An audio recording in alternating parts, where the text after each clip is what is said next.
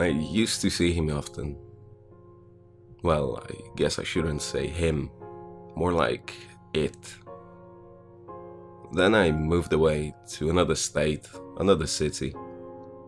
I don't see it anymore, not physically, though it creeps through my mind in its swooping, slinking way, high up in the air one moment, then sliding across the ground the next, over and over and over, its limbs propelling it forward. The mere thought sends ice-cold shivers running down my spine. It used to watch me, but it can't anymore. At least, I don't think it can. I wouldn't be surprised, however, to wake in the early hours of the day when the sky is still dark, look to my window to see those eyes, those teeth, see it smile, that awful smile. I hope I'm dead before that day arises. I hope I have seen the last of that monster. When I was little, I lived in a small suburban neighborhood. It isn't the kind you're probably thinking of. Big, white uniform houses, all lined up in perfect rows with green lawns and 2 garage doors. No, my neighborhood was much older. It was built sometime in the 50s and every house looked different, but most had started to fall apart. The people living there were hardworking and honest for the most part, and their long, hard lives showed on their faces. No one really talked to anyone else. That was the only thing I didn't like about that neighborhood. My mother always said the neighbors just liked to keep to themselves, that they had nothing very important to say anyway. Looking back on it now, I think they did have something important to say. Something very, very important. I saw it for the first time when I was 8 years old, during the summer. It was very hot that season, unusually so compared to all the summers I've had since, so I had stayed inside most of the morning. Then, after lunch, my father hooked up the sprinkler we used for our garden in our backyard. I excitedly got into play clothes and rushed outside into the blinding sun. Those were the days. Those innocent days in the sun where I played without a care. I had no idea I would be missing them soon. So, I was outside, running and laughing and jumping through the cool spray of water, when I saw it. At first I didn't notice it. It was just a rustle in the bushes. Then it was the crack of a branch and I looked up. Something dark moved through those leaves. Something as black as midnight, yet it shimmered when the sun hit it. It ran or galloped. To this day I'm still not sure what to call it. From a small forest behind my house, leapt over my neighbor's fence and disappeared from my view. I was curious, so I chased it. The pavement burned my feet, but I didn't care. I watched, along with a few other neighborhood children, as their creature swept in and out of the shadows of trees, making its way down the street. It was large, probably about 8 feet tall if it stood upright, though it never did. Instead, it stayed hunched over, its hind legs curled up at its sides, the knees protruding grotesquely past its torso. Large, white, curled claws grew from the bony feet and long, slender fingers. Its arms were gnarled, the joints bulging under twisted muscle and skin. Skin that was black and rubbery, stretched thin over whatever bones the beast had. It caved in at odd places and almost looked as if it were rotting. Still, when it crept through the sun, patches glistened grey and blue, as if it were made of some kind of foreign glass. Then there was its face. The skin was the same, stretched over an oblong oval skull that jutted out in the back. Its eyes were sunken deep within its head, large and round and hollow. They glowed a weird white yellow, one I'm sure doesn't have a name to this day. Really, it wasn't even glowing.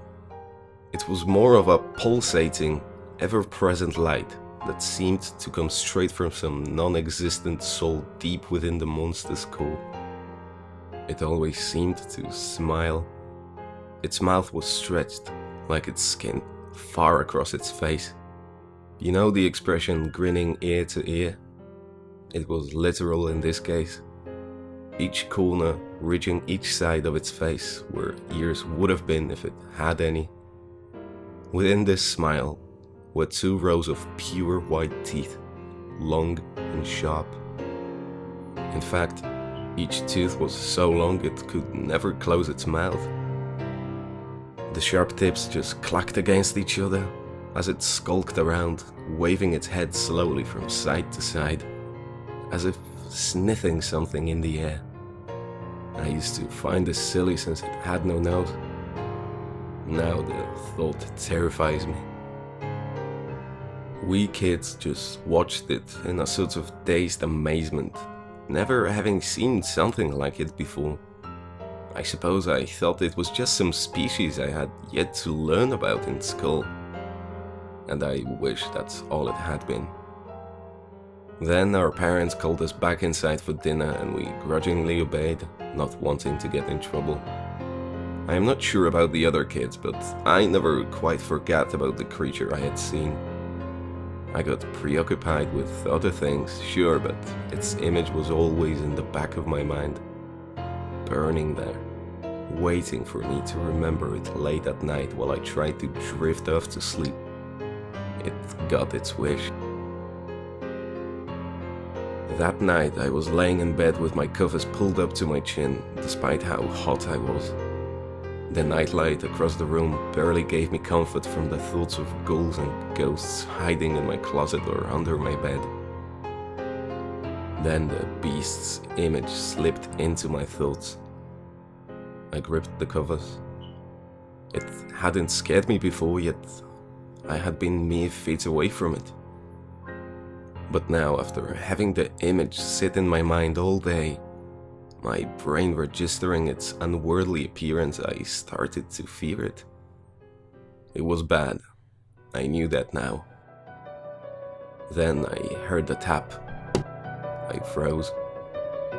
Another tap. I didn't dare move. Then there was another and another and another. It was at my window. I could hear its long claws scrape across the glass, hear its razor-sharp fangs as they clicked together. I could hear its breathing, heavy, husky, in and out, in and out. Finally, I could no longer bear it. I tore my eyes from my nightlight and gazed through the dark room towards my window. It smiled when it saw me. An impossibly huge grin that split its face in two. White teeth glistening with saliva. Gleaming eyes seeming to pull every fear from my conscious and unconscious to the surface. I screamed. By the time my parents rushed into my room, it was gone. No traces of its existence left behind. They said it was just a nightmare. It wasn't just a nightmare. I never saw it in the daytime again, but I saw it every night. After a week, I stopped screaming. I just cried silently in my bed. Then, week after another, I stopped crying. It knew I was scared. I wasn't going to give it the satisfaction of seeing me tremble. It wasn't until it found the lock on my door that I was truly terrified. I'll never forget the clunk the lock made when it had been moved for the first time in years, or the waning screech of the window as it slid open, or the heavy breathing at my side. I will never forget those eyes as they gazed at me from beyond my covers. It knew I was scared, and it thrived on that. It wouldn't leave me alone. Everyone says I went crazy, but I didn't. It just wouldn't leave me alone. I hardly ever slept. My hair started to fall out and I always looked tired. My parents put me here, in this psychiatric hospital. It's a nut house, that's what it is. I am not crazy. It's been years. Years. The nightmares still happen when I do sleep, so they keep me here. I suppose I like it better this way though. After all, the monster can't get me here. You know, the funny thing is I can't even remember where I used to live. I can't remember the state or the city. I can't even remember the country.